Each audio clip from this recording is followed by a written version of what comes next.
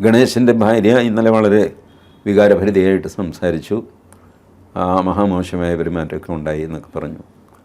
ഇപ്പം ഇന്ന് അത് തീർന്നു, ഞങ്ങൾ തമ്മിൽ ഒത്തുതീർപ്പായി എന്ന് പറഞ്ഞു. ശരി, അതുകൊണ്ട് അവരുടെ കുടുംബകാര്യം എന്നുള്ള നിലയ്ക്ക് അത് തീർന്നു. പക്ഷേ അതിൻ്റെ രാഷ്ട്രീയമോ നിയമമോ തീർന്നിട്ടില്ല. 112 ഈ പറഞ്ഞ ബിന്ദു മേനോൻ വിളിച്ച നിമിഷം അതൊരു ക്രൈമായി കഴിഞ്ഞു. പോലീസ് അത് രജിസ്റ്റർ ചെയ്തില്ല എന്നുള്ളത് പോലീസിൻ്റെ വീഴ്ചയാണ്. ഞാനാണ് സ്റ്റേറ്റ് പോലീസ് ചീഫെങ്കിൽ ഞാൻ പറയും FIR എവിടെ ചോദിക്കും. സാർ അവർക്ക് പരാതിയില്ല എന്ന് പറഞ്ഞു. പരാതിയില്ല എന്ന് പറഞ്ഞത് പിന്നീടല്ലേ. പരാതി ഉണ്ട് എന്ന് പറഞ്ഞപ്പോൾ താനിട്ട FIR അതിൻ്റെ കോപ്പി കാണിക്കും. അതിട്ടില്ല സാർ. എന്തുകൊണ്ടിട്ടില്ല സാർ? ആ പ്രശ്നം തീർന്നു. പ്രശ്നം തീർന്നു എന്നല്ല ഞാൻ ചോദിക്കുന്നത്. 112 വിളിച്ച് പരാതി പറഞ്ഞപ്പോൾ നിങ്ങൾ ഒരു FIR ഇടണമല്ലോ. ആ FIR എവിടെ? അല്ല, അത് പരാതി എഴുതി തന്നിട്ടില്ല. എഴുതി തന്നിട്ടില്ലെന്ന് ഇവിടെ പറഞ്ഞിരിക്കുന്നു. BNSS എടുക്ക്. അതിലെ വാക്കുകൾ എന്താ? Any complaint shall be reduce to writing. By whom? പോലീസിൻ്റെ ഡ്യൂട്ടിയാണ്. വൈദ്യത്തിനറിയാമോ, നമ്മൾ പോലീസ് സ്റ്റേഷനിൽ പോയി എഴുതി കൊടുക്കണമെന്നില്ല, നിയമത്തിലില്ല. നമ്മൾ വാ കൊണ്ട് പരാതി പറഞ്ഞാൽ മതി. അത് എഴുതേണ്ടത് പോലീസുകാരനാണ്. അതിനാണ് റൈറ്റർ. സ്റ്റേഷനിൽ എഴുതിയെടുക്കേണ്ട ചുമതല അവരുടെയാണ്.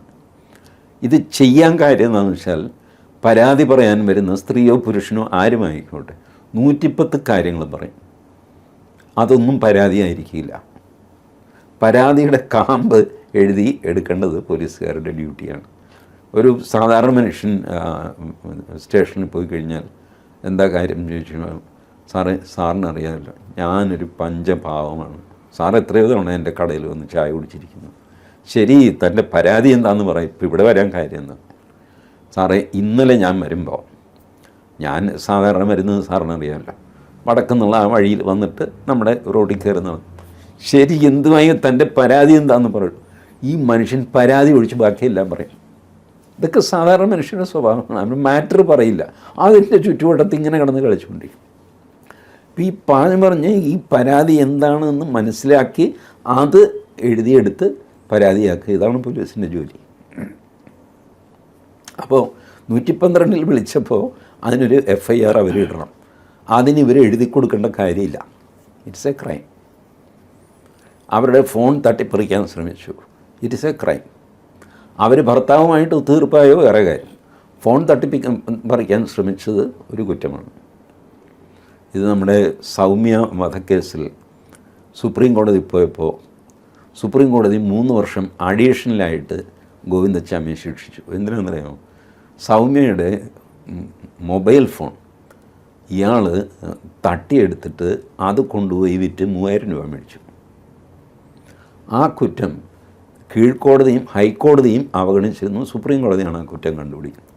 അല്ല, ജീവപര്യന്തം കിടക്കുന്ന ആളിന് ഇനി 3 വർഷം തടവ്, അതെന്ത് വാങ്ങിക്കോട്ടെ, നിയമം അനുസരിച്ച് അയാൾ ആ കുറ്റം ചെയ്തു, അതിൻ്റെ ശിക്ഷയും കൊടുക്കണം. അല്ലാതെ ഏതായാലും തൂക്കിക്കൊല്ലാൻ പോകില്ല, പിന്നെ മറ്റേ കുറ്റത്തിനും ശിക്ഷ ഇതിന് അങ്ങനെയല്ല. ഓരോ കുറ്റത്തിനും ശിക്ഷയുണ്ട്. കോടതി വിധികൾ വായിച്ച് നോക്കിയാൽ അറിയാം, ഇന്ന കാര്യം ചെയ്തതിന് ഇന്ന ശിക്ഷ, കുത്തിക്കൊന്നതിന് ശിക്ഷ ഇന്നത്, ഗൂഢാലോചനയ്ക്ക് ഇന്ന ശിക്ഷ, ഭയപ്പെടുത്തിയതിന് ഇന്ന ശിക്ഷ, ഭവനഭേദനം, വീട് തുറന്നാണ് ഇവർ അകത്തേക്ക് കയറിയത്, ചവിട്ടി തുറന്ന്, അതിന് ശിക്ഷ. ഇങ്ങനെയാണ് എഴുതുന്നത്. അതുപോലെ ബിന്ദു മേനോൻ വിളിച്ചു പറഞ്ഞ പരാതി, അതിലെന്താ പറഞ്ഞത്? മൊബൈൽ തട്ടിപ്പറിക്കാൻ ശ്രമിച്ചു, ഭീഷണിപ്പെടുത്തി, വാതിൽ പൂട്ടിയിട്ടു. ഇതെല്ലാം ക്രൈമാണ്. വാതിൽ പൂട്ടിയിടുകയാണ് ഇൻറ്റിമിഡേഷൻ. പുറത്തിറങ്ങാൻ സമ്മതിക്കാതെ ഒരാളെ പൂട്ടിയിടുക.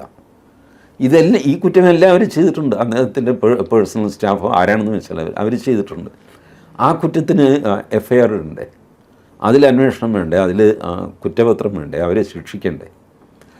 അതിപ്പോൾ ഒരാഴ്ചയോ അല്ലെങ്കിൽ തടവ് ശിക്ഷ, ഒരാഴ്ചയെങ്കിൽ ഒരാഴ്ച കുറ്റത്തിന് ഒരു ശിക്ഷയുണ്ട്, ആ ശിക്ഷ അവർക്ക് കിട്ടണം. If I am the state police chief, I would have been ensuring that this process of law is taking place. But I don't know about our present SPC. Whether he will do it, it is up to him.